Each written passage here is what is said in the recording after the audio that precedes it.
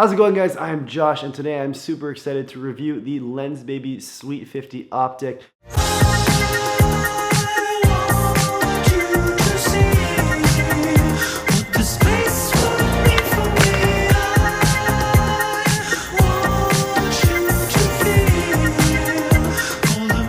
This is a very wild piece of glass, super affordable, and I'm having a blast with it. So I'm going to give you my honest take on what I think of this lens after using it for a week.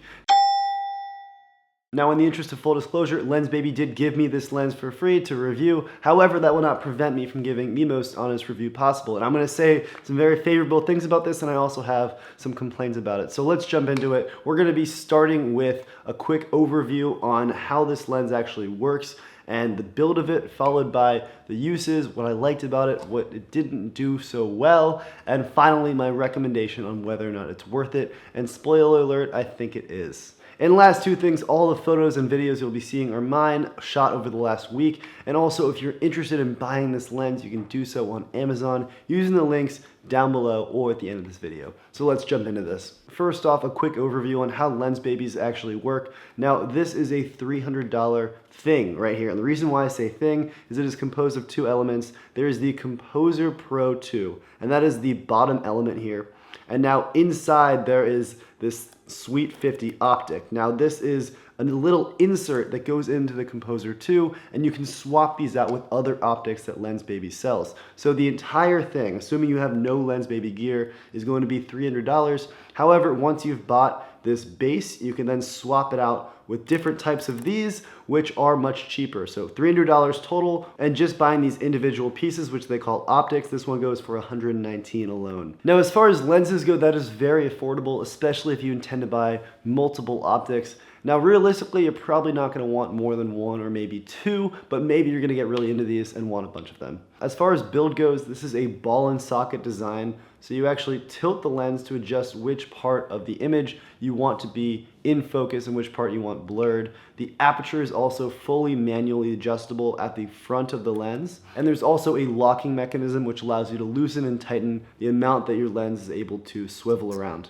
It's also built with a mixture of metals and plastics, so it doesn't feel insanely sturdy as some heftier lenses do. However, it seems like it's going to do just fine. So if something's in the top right-hand corner of the frame, then you tilt it toward that top right-hand corner, and as a result, everything that's outside of that area is then obscured with a crazy kind of blur effect. The magnitude of this blur effect depends on your aperture, and this is a very fast lens, meaning it can go to a low aperture number all the way down to f2.5 and all the way up to f22.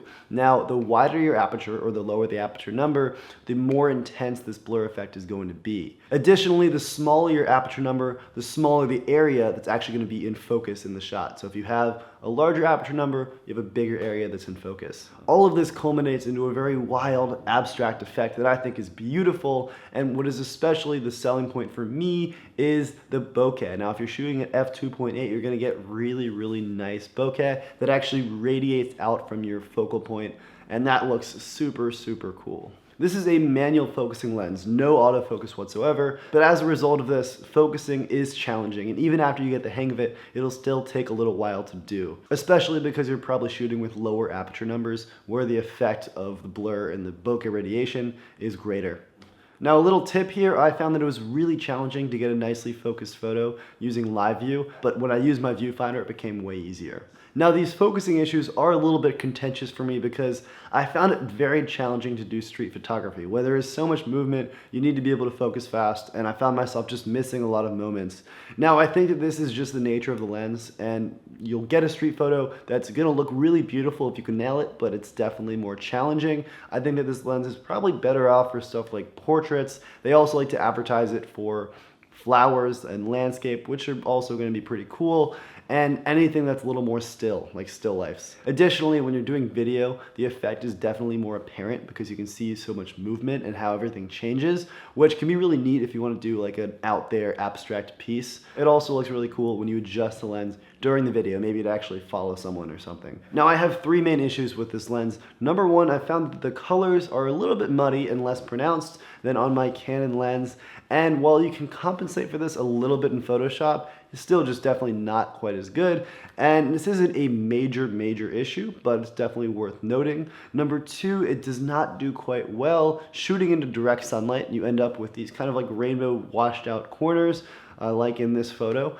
which I had happen a couple of different times. And three, the aperturing is a little bit awkward and hard to use being at the front of the camera. It's also just something I'm not used to. And this is sort of a non-issue in that this is just how the nature of a strange lens like this goes, but it is definitely worth noting also. The final verdict on this lens, it is a winner. I really do like this lens. While it does have its weaknesses, it is incredibly affordable as far as lenses go, and it's just gonna give you a really sick abstract look that's just gonna be a fun time to use. It's a fun lens, really. Some lenses are traditional and are gonna do the trick of what you need them to do. This lens is just a good time. It's the lens that you wanna take to a party and maybe not hang out with every single night, but when you do, you're gonna have a wild time with them, and that's guaranteed. So I do really like this lens, and if you wanna buy it, you can do so on Amazon using the links down below or right over here. And because it is so small and light, I think it's earned itself a place in my camera bag, which is pretty exciting. Now, a warning for beginner photographers. This is a very fun lens.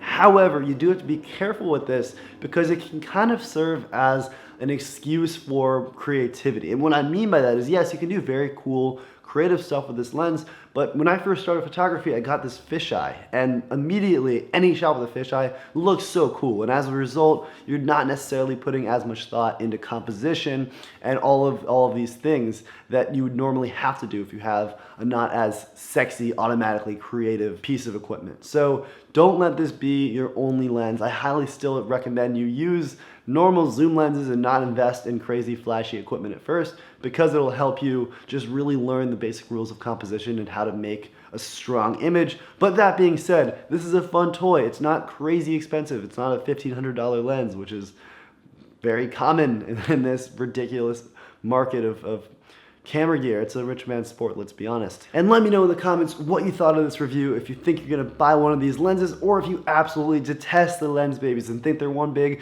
creative black hole. I don't know if anyone actually feels that way. Also, be sure to subscribe for more photography videos and hit me up on Instagram, because if you like these shots, there are so many more where this came from. I've only used this lens for a week. I'm still figuring it out, but I cannot wait to keep going with this and figure out what I can really do with it, because this is just the start in my opinion. And that is all I have to say, guys. Thank you so much for watching, and I will see you eventually. I'm gonna go on a bakery run. And little bonus thing, since I don't post skate clips on my YouTube that much anymore, here's a trick I did this morning that I'm really freaking hyped on.